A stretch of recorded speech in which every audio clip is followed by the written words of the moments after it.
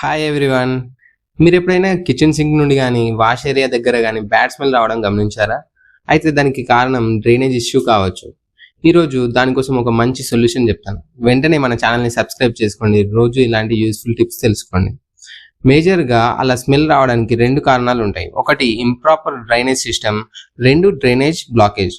దీనివల్ల మనం యూజ్ చేసిన వాటర్ సరిగ్గా వెళ్లకుండా పైప్లోనే స్టక్ అవ్వడం వల్ల బ్యాక్టీరియా ఫామ్ అవుతుంది. దానివల్ల బ్యాడ్ స్మెల్ వస్తుంది. ఈ బ్యాడ్ స్మెల్ వల్ల ఇంటి వాతావరణం పాడవడంతో పాటు మనకు అలర్జీస్ కానీ హెల్త్ ఇష్యూస్ లాంటివి కూడా రావచ్చు. దీనికి మనం చేయాల్సింది ఒకటే, రెగ్యులర్గా డ్రైనేజ్ని క్లీన్ చేయడం, హాట్ వాటర్ పోయడం లాంటివి చేయాలి. అలాగే కొన్ని క్లోజ్డ్ ఏరియాస్లో కూడా ఇలా బ్యాడ్ స్మెల్ వస్తూ ఉంటుంది. అలాంటి ప్రదేశాల్లో అప్పుడప్పుడు గాలి తగిలేలా చూసుకోవాలి.